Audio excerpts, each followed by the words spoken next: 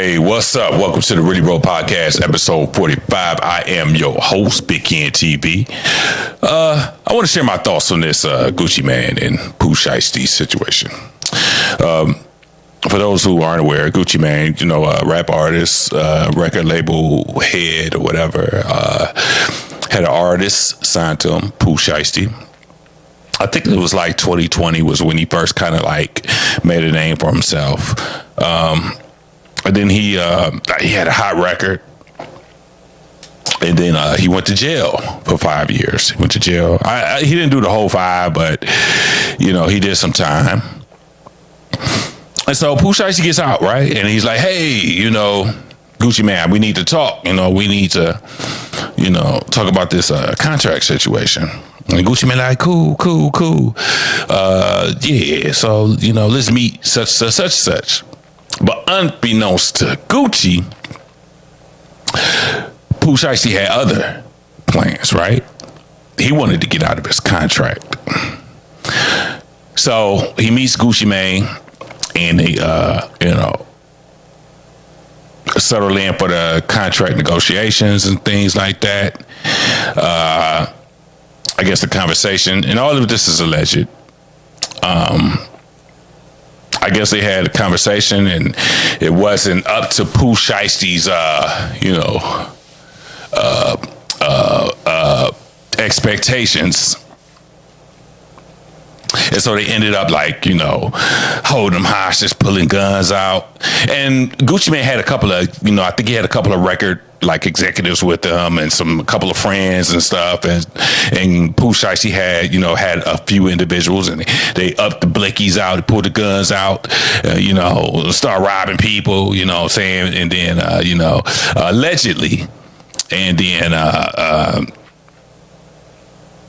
made Gucci Mane sign a contract. He like, hey man, you need to sign this, get me out my contract. And and Gucci Mane like, yeah, I'm gonna sign it, but shit, this ain't how it works. You still got to go through the lawyers and all of this, and I'm signing under duress and all that. And Pooh Shiesty wasn't trying to hear all that shit. He was a young man trying to get up his contract.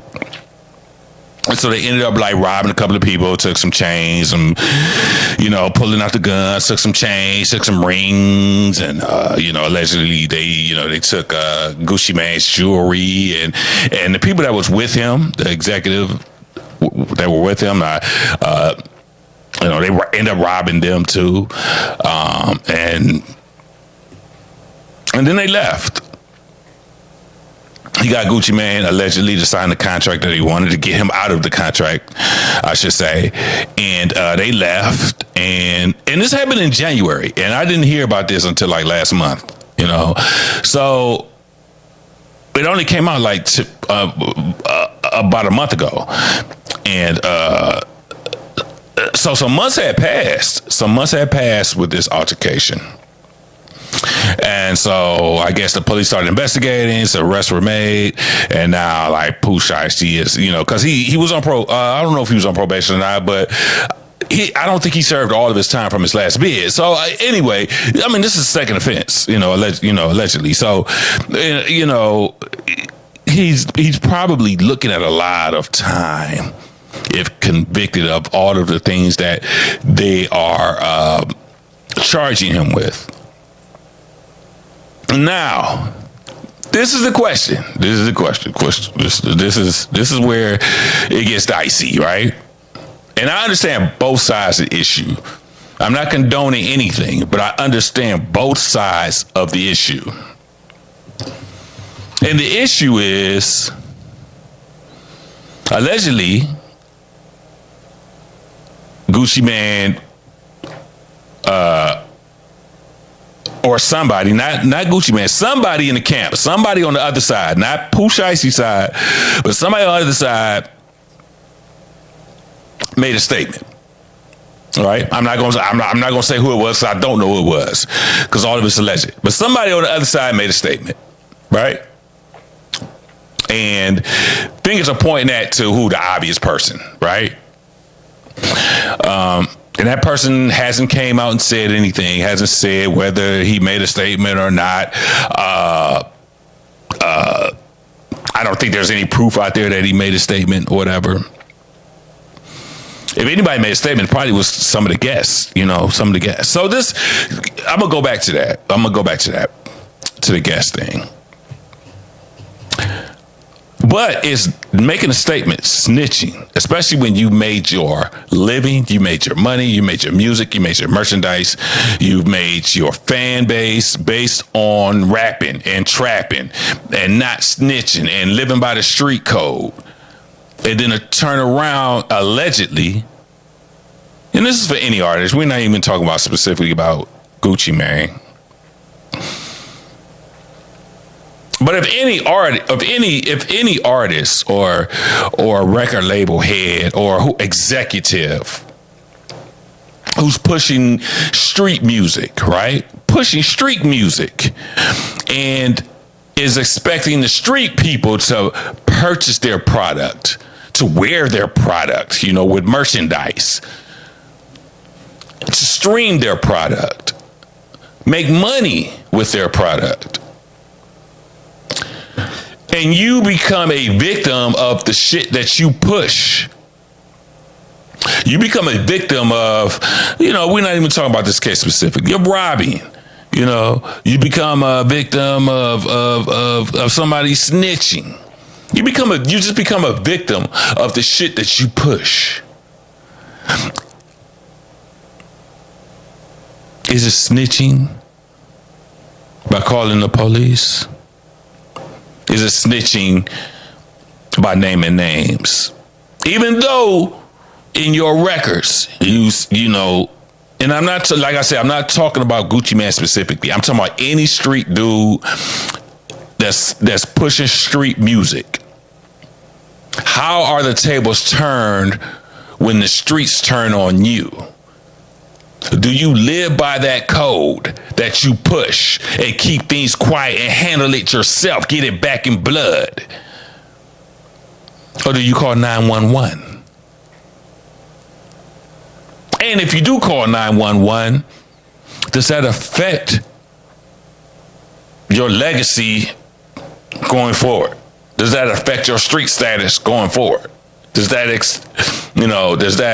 impact your record sales going forward? Does that impact your ticket sales going forward? That's a real interesting angle I want to know. And let me tell you something. I understand both sides of the story. I understand. Trust me. I get it. And I'm not condoning. I don't want anybody coming at me crazy. I'm not condoning any kind of street shit. I'm too open to that shit. You got the street shit and you got the boardroom shit, right?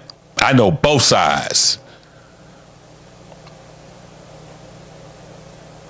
And the thing is that Pooh Shiesty came in on the street shit and Gucci Mane was on the boardroom shit. But Gucci Mane started off on the street shit. So this is where the shit gets dicey.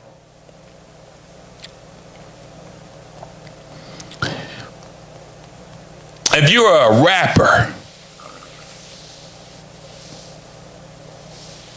and you're pushing your music to a certain type of people, we're talking about street kids, street people. The streets, as crazy as it sounds, has this unwritten rule book, this unwritten code, which is the dumbest shit to me. But I'll come back. I digressed. I'll come back to that.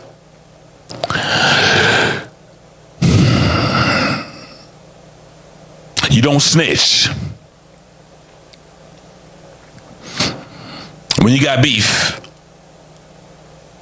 you have beef with the person that you have beef with only. You don't have beef with their kids. You don't have beef with their wife. You have beef with only the person that you have beef with.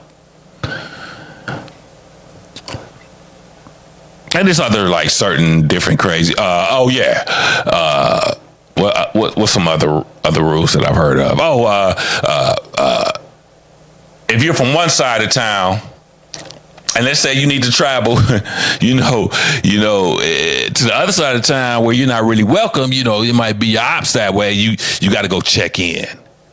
You got to go, hey, look, I'm on your side of town. I don't want no problems. I don't want no beef. You know, I came to Walmart, and ain't no Walmart on my side of town. The Walmart on your side of town. So I got to come to your side. All I want to do is, you know, is give me some ramen noodles and shit. I don't want no beef. I just want to come to Walmart and get back to my side of town. That's all I want. I come in peace, brother. You know, it's a lot of you know, little silly shit. You know, I never understood how the fuck you gonna have street rules. It's about some shit you don't own. You gonna claim a neighborhood. You didn't lay no pavement. You didn't put up no traffic lights. I didn't see you put no stop signs in the ground. I ain't see you opening up no businesses. Fuck you mean this is your hood? What do you own in your hood? You're renting. What do you own? Explain that dumb shit to me, nigga. The fuck you own? What you mean this is my hood? I die for my hood. Yeah, what? Die for what? Die for what? What block? What part of the block you on? Where your name at on the block? How much plumbing did you put into the sewer system in your neighborhood? How much? Where are the electrical wires that you laid out for the houses and apartments in your neighborhood that you own, that you claim?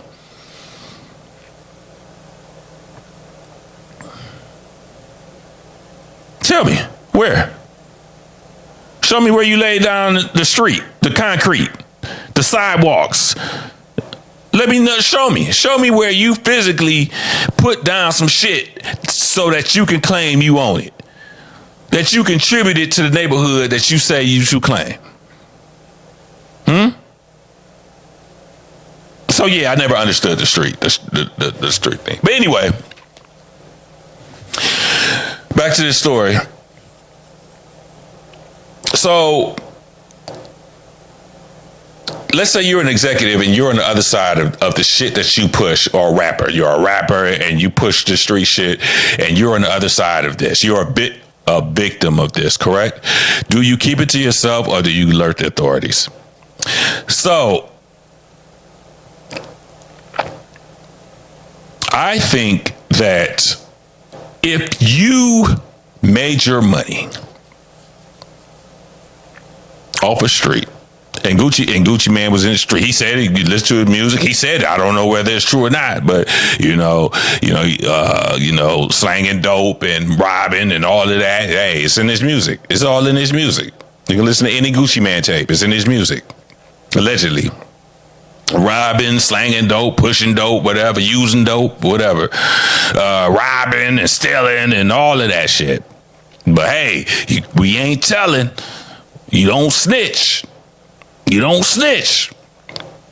And so Pooh Shiesty wants to get out of his contract and forces you to do, you to do these things. Do you call the police now? And allegedly, I don't know what happened, whether he called the police or not.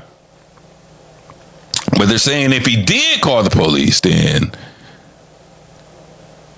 Gucci Man violating should be canceled because he's not following the shit that he pushes. And my thing is that once you get a certain age and you get a certain amount of money, you no longer are a street cat. You're a boardroom cat.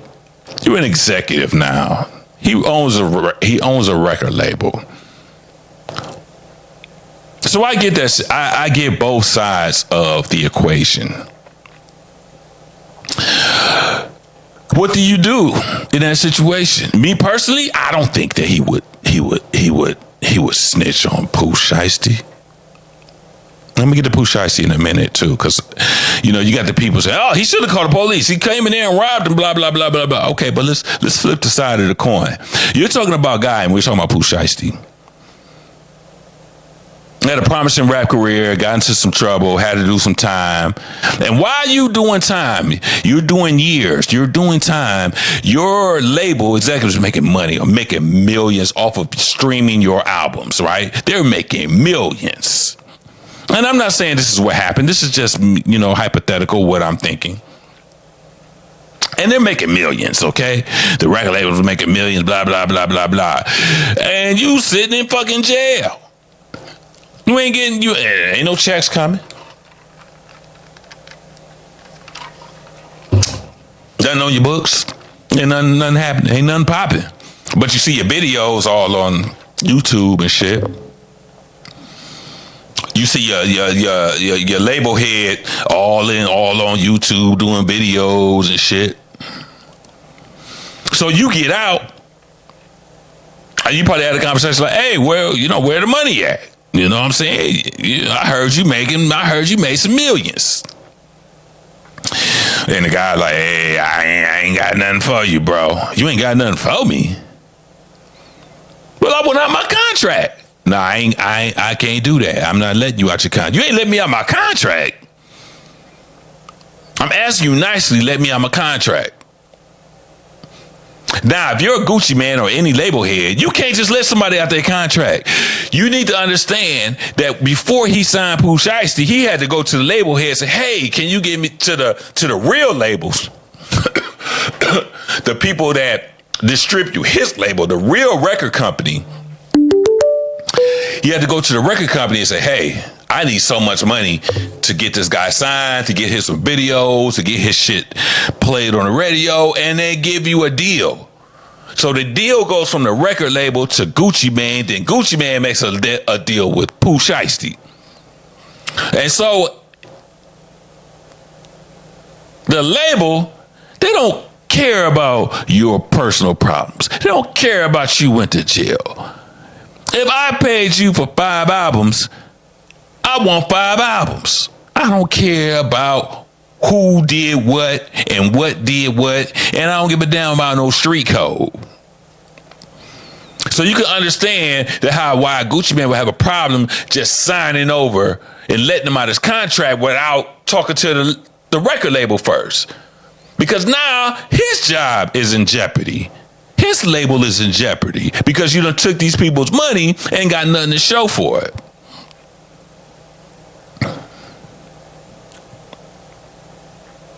And if I'm Pooh Shiesty, I'm sitting up here like, you made all this money. Let me on my contract, man. Look, let me on my contract. He thinking like, hey, man, even though he allegedly, this was a setup and this and that, he didn't think Gucci Mane was going, he didn't think anybody was going he didn't think a case would come out of this. Because this is how you handle shit in the streets, right? I thought y'all street people, right? He probably was like, yeah, man, I'm about to go scare this nigga, man, and give me, what was the famous Suge Knight, where he allegedly he hung what's the nigga, Ice baby, what's the nigga name, Vanilla Ice. Got him out of his made him sign to his contract.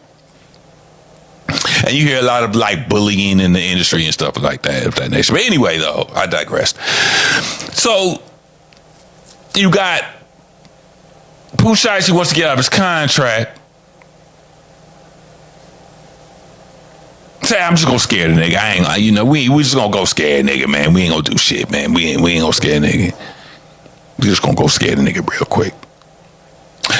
But this where he fucked up at. He should have just had Gucci Mane by himself, and then it would have just been between them two. Where he fucked up at, in my opinion, allegedly, was there were other people in the room who ain't got nothing to do with that. They don't care about that street shit. They don't care about no street code. You touch them, they call it the police. They putting a case on you, nigga. They putting a case on you. They don't care about your street code. So we had some people in there that he ended up robbing, allegedly. And so those were reports of maybe they were the one to call 911 to call the police and make a statement. Right?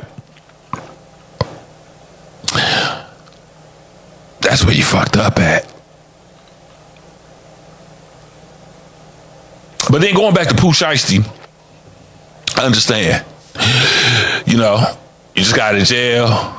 Your record, you know, the record that you had, you know, it did its thing. It made some money. It made some millions. And, you know, the record label ain't hollering back at you.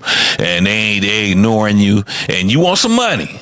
And so you like, fuck it. Just let me have my contract. I understand his motivation. I understand his motive. He just did it the wrong way. He should have just made a meeting with Gucci Mane, one-on-one, talk to him, explain it, and if it didn't go the way he planned, that's when you start bringing lawyers in. That's when you start bringing lawyers in.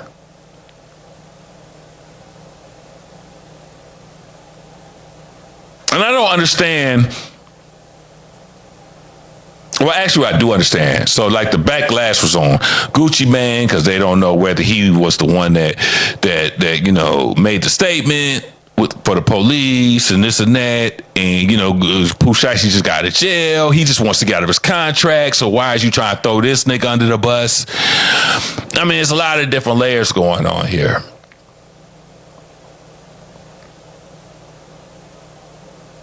But I want to clear one thing up, though. I need to say this. I need to clear this up.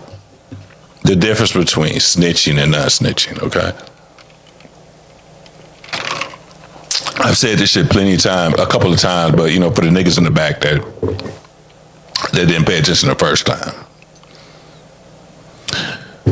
For one, I don't give a fuck about no snitching, this and that and that. If somebody if something affects me, I don't give a shit. I don't care about no snitching rules. You understand? At this point. Now, back in the day, I was dumb enough to be into that shit. Yeah, I was dumb. I was young. I know snitching. I ain't telling the police shit. Now, you put your hands on me, I'm calling the police. You understand? Because you don't want me to handle it the other way. I don't want it to handle it the other way. So I'm calling the police, okay? You put your hands on me, you threaten me, and I'm calling the police. Let them deal with you. But you have to understand the difference between snitching, okay? If I'm being picked up by my party, by my buddy, and I say, hey, man, I need a ride, this and that, this and that. My buddy like, yeah, I'm going to pick you up, blah, blah, blah. He picks me up, and we riding, and we get pulled up by the police. And in the midst of the police searching the car, I mean, we're black. Of course, they're going to just pull us out and search the car, of course. Woo, they wouldn't want it any other way. In the midst of them searching the car, they find some work, you know, they find some dope, some drugs, whatever. You didn't tell me that the dope was in the car when you picked me up, bro. And matter of fact, why would you pick me up with some dope in the car? So if the police ask me, whose dope is this? It's his, officer. It's not mine, officer. I had no idea, officer. That's his shit. That's what you get for picking me up with some work in the car and you didn't even tell me. Fuck you, nigga. Now, if my buddy picks me up to go get some work, and we both know we about to go get some work, I'm already clued in on what we doing, and we go get the work, and on the way back, we get pulled over. And the police search the car and say, hey, whose work is this? Whose stuff is this? I don't know, officer. I don't know whose it is, officer. At that point, it is snitching if you point to your partner because y'all both were in cahoots about what was going on. Y'all both agreed to say, hey, we're going to do this and we'll accept the consequences. So for you to point to your boy and say, hey, it's his, that's betrayal to the first. That's some weird shit. I ain't gonna lie. That's some weird shit. Y'all both knew what you were doing. Now, if you don't know what you were doing, only the other person did. Yeah, no, obviously that ain't my shit. I don't know whose shit it is, but it ain't my shit. It ain't mine. It gotta be his. There's only two niggas in the car. It ain't mine. So you do your job and you come to the conclusion. It ain't mine, brother. But if we both know we're gonna go get some work and we get caught up, how the fuck you gonna give your boy up to the cops when y'all both are doing this? You understand? That's the difference between snitching and not snitching.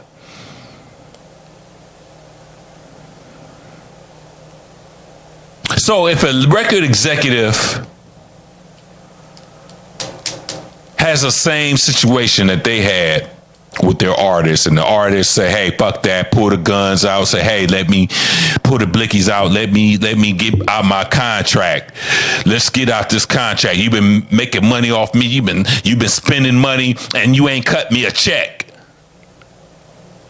And that executive goes and calls the police. I'm not talking about Gucci Mane or anybody else. I'm just saying an example. And that executive goes and calls 911 and tells on his artist. I consider that snitching. Absolutely. Because you knew what you was doing with his money. You knew what you were doing. You knew this nigga just did 5 years. You know you didn't put no money on his books. You know you signed him to a bullshit contract. And yeah, he a grown man. He signed the shit. He deal with that shit. But y'all need to come together as men and figure it out. But yeah, to go call the police all of a sudden just because you're in the boardroom now and you're not in the streets anymore, but you still pushing your music. Come on, man. Make it make sense. I mean, Pooh Shiesty ain't nothing but 24, 25 years old. You just gonna throw the nigga under the bus just because he just gruntled? Yeah, he did the shit wrong. I ain't gonna lie to you. He did the shit wrong. But if there was a way for you to maintain it and keep it between yourselves where nobody has to deal with the law, I would think as the label owner and the guy, who recruited him and signed him, I would think you would have some type of empathy with his situation. That's just my opinion. Other people may feel differently about it. That's my opinion. All right, I want to talk about this Meg Thee Stallion and Klay Thompson situation because I've been seeing this shit. So, Klay Thompson was kicking with Meg Thee Stallion, and allegedly, it was reported that Meg Thee Stallion broke up with Klay Thompson, and the reason why she broke up with Klay Thompson was because allegedly he cheated on her. I don't know how true this is, but this my commentary. It's not about Meg Thee Stallion and Klay Thompson. I don't give a fuck about them, but I do have a problem. I have a problem with these women. I have a problem.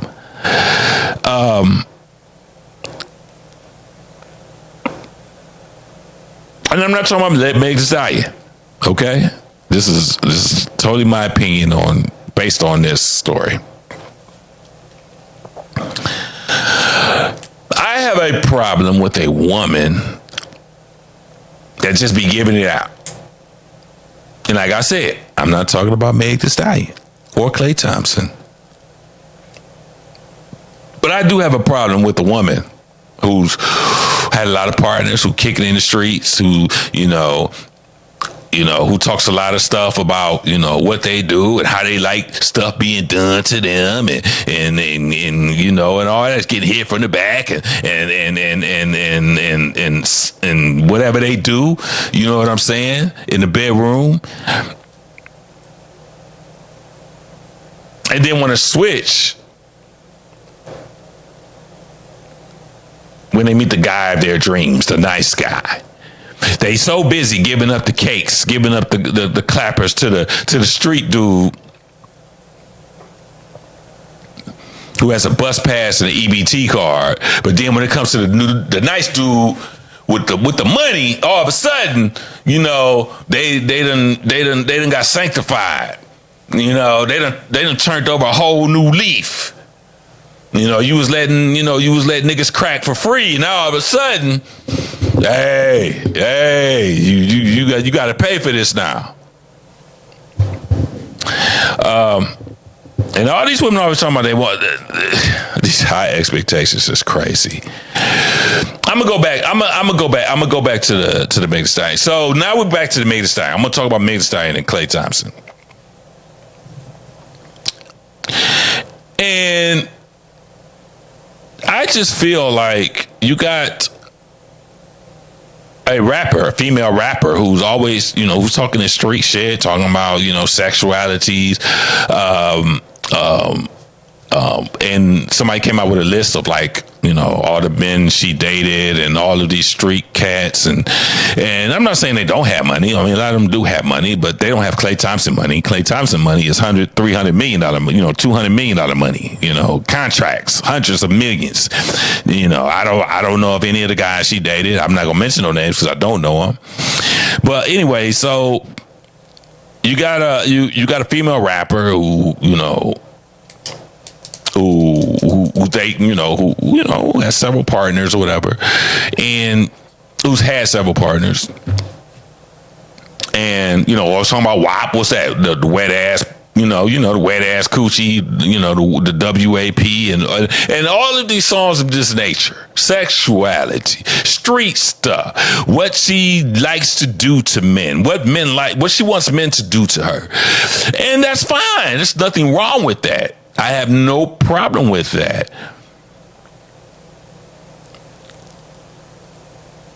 But why do you think certain men are attracted to you? It's because you say these things in your raps. It's because you put out this image. So you're going to get a certain type of person. Hey, oh, shit, she like that stuff done to her. I want to do it to her. Oh, she likes to do that stuff to men. I want it done to me.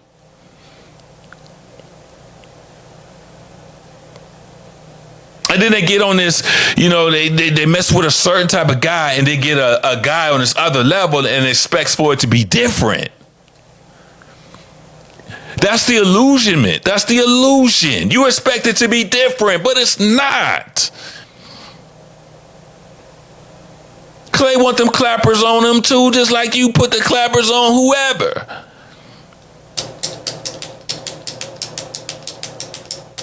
He ain't trying to get married. No, because, you know, you got this nice basketball guy. Oh, yeah, let's get married. You know, blah, blah, blah. Now you want to change. No, it doesn't work like that. Because any man that has worth or has money or, you know, is a professional, blah, blah, blah.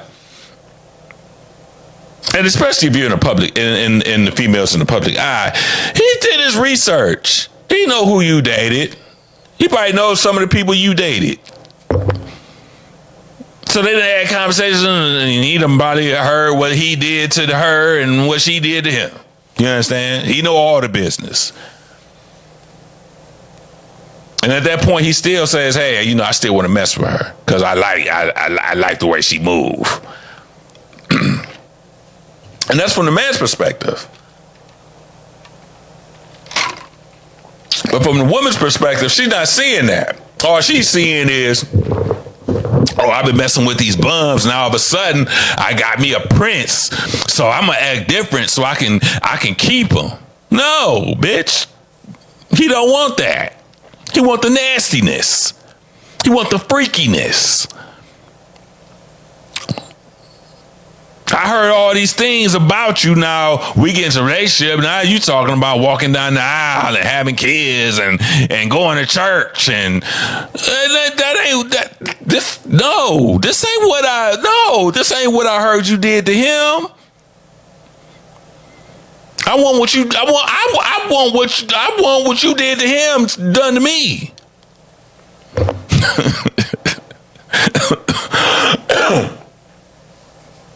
You understand? I want the same meal deal. You understand? I want that. You understand? So yeah, you women got the game fucked up, man. Y'all wanna do all this shit, be freaky and this and that, and then wanna flip, for the broke nigga, and then when you get to, you get somebody, that's what I said, man. Nice guys always finish last, right? And I don't know what allegedly Clay did or what allegedly Megan Thee Stallion did, but I just know that the shit's all the same. Everything has every side has two stories, right? And then you got women online talking about, it's National Cheat Day. We're going to cheat on our man because Clay cheated on Meg. Get the fuck out of here. Y'all sound just as retarded as y'all look. Just as slow as y'all look. So, I just never understood the way women think. And I guess I never will understand the way women think. No. Allegedly, a police officer named, I don't know how true this story is, man. It's like crazy story. But anyway, she's a Houston police officer. Her name is Ashley Gonzalez. She was allegedly accused of using the N-word in a derogatory way.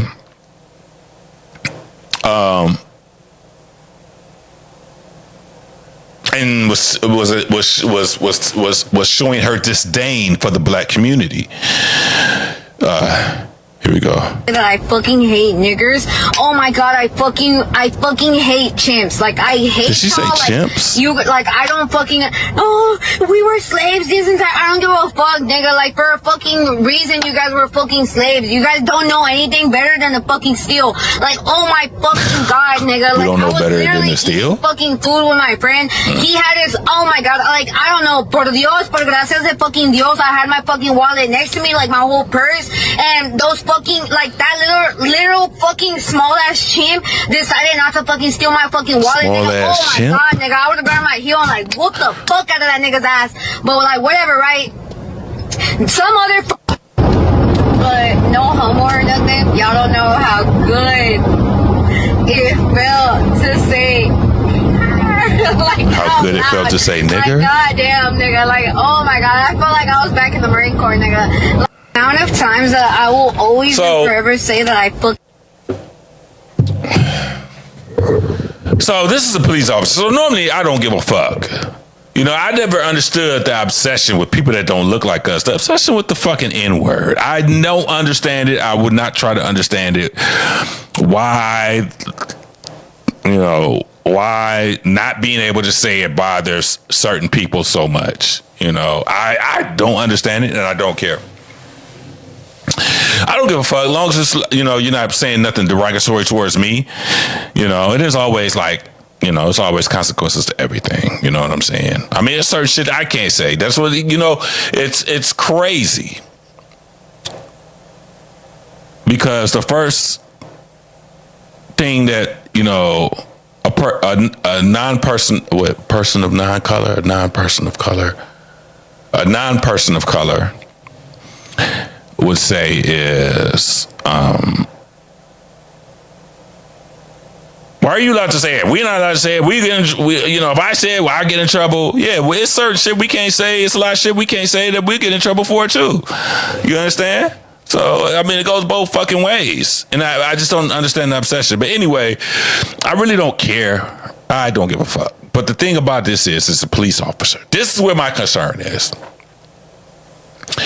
Allegedly she's a Houston police officer. Her name is Ashley Gonzalez. I mean, Gonzalez, you take it for what it is. A non-person of color. Black, non-black. And this is bigger than her. Come on. We always know how certain people feel about us. But the fact that a person of power, that basically, police have power. They have a certain level of power, right? Police power. They can tell you when to stop, when to go, pull you over, ask you for shit. You got to comply. That's power. So for a person of power to be able to dictate how you move or how you not move, who is racist in nature, it's disturbing. It's scary.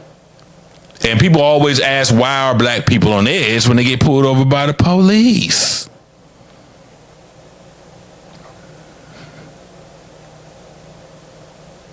And we're not talking about all police now. Come on now. We're not talking about all police. Certain police.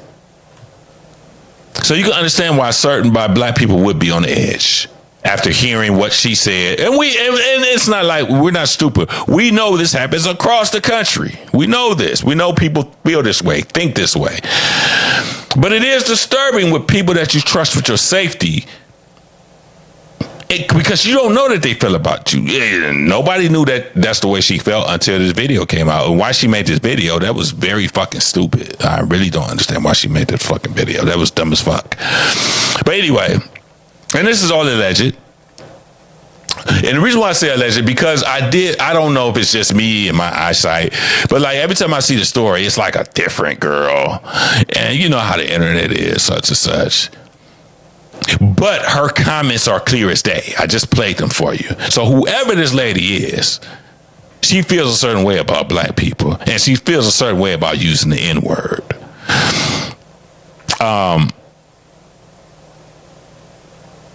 And I just don't understand the obsession with that.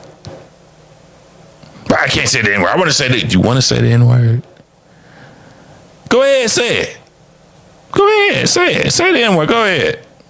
Go ahead. In the privacy of your home, you do it anyway. Go for it. I don't give a fuck. Who cares?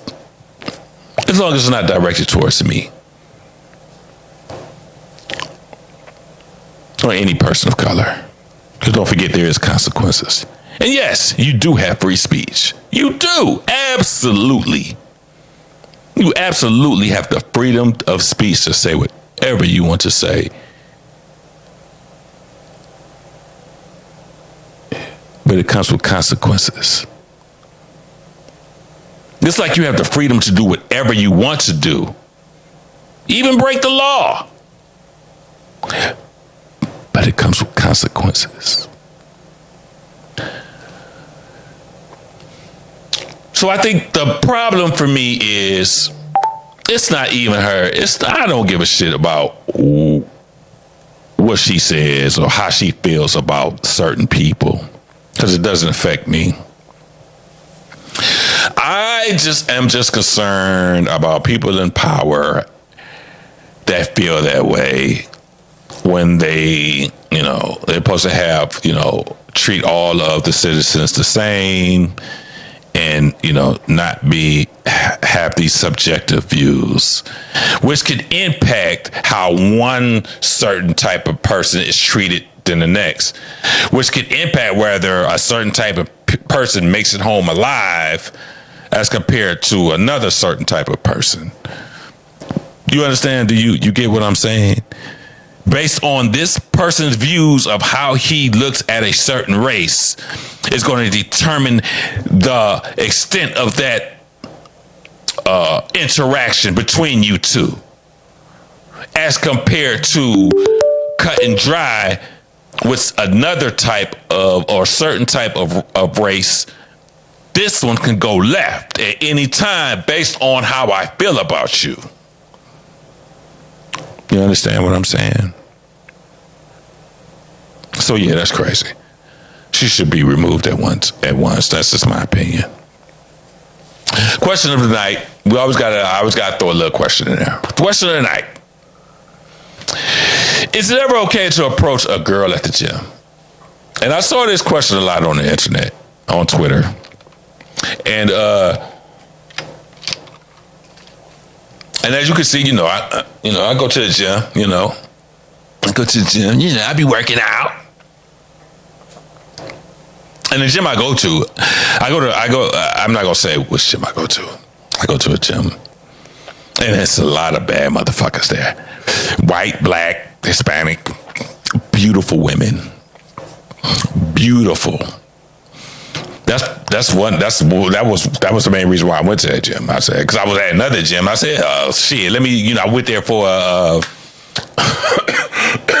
free trial. They opened up the gym. I said, hey, let me try the free trial. And god damn, it's just Instagram chicks on here, man. Workout chicks doing squats, ass popping, all that shit, right? And then I saw a lot of things. There was a lot of questions of, hey, is it okay to approach a girl while she's in mid-set? She's getting her workout on. Because the reason why this question also comes up is because you see a lot of women who says, hey, a lot of women that are in the gym say if the man is not in the gym, don't approach them. Like if you're not a workout person and they're working out, you're not their type. So in order for you to be their type, you have to be a workout person. And in order to work out, you got to be in the gym. And the only time you see this person is at the gym.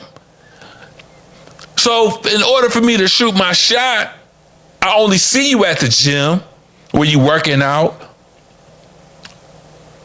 I can only approach you at the gym. I can only say, hey, what's up? Hey, baby, you sexy, blah, blah, blah. Hey, I'd like to take you out. Blah, blah, blah. I want to get to know you, blah, blah, blah.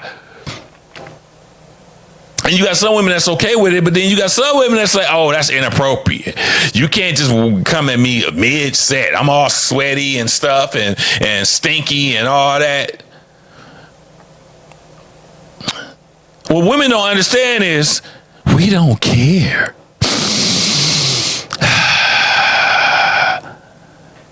Let me sniff it.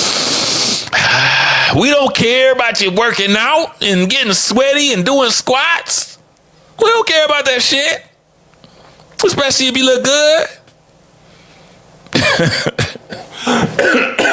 We don't care about that shit. I want to get to know you. But also, I don't want to approach you and get treated like an idiot because I approached you.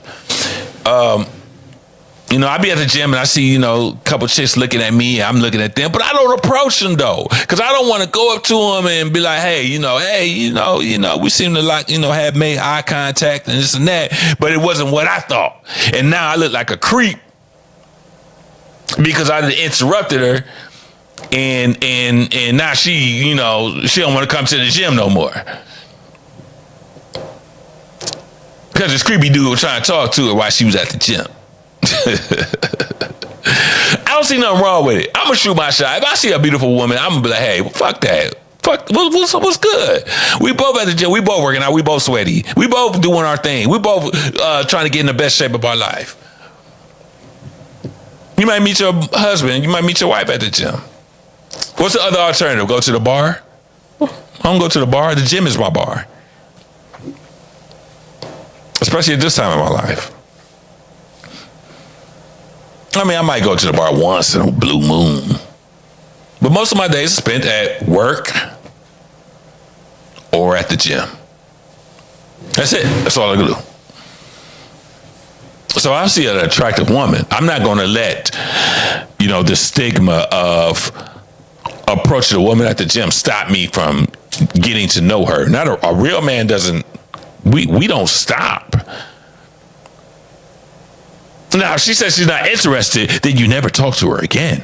That's the unwritten rule. Now, that's a written rule. And now if she doesn't want to partake in that in your situation, oh, that's it. You never approach her again, bro. You never approach her again. But no, I don't see anything wrong with approaching a female once at the gym. Now, if you just fucking constantly bugging her, then yeah, you're a fucking creep and you need to go switch gyms. Yes, you're a fucking creepo.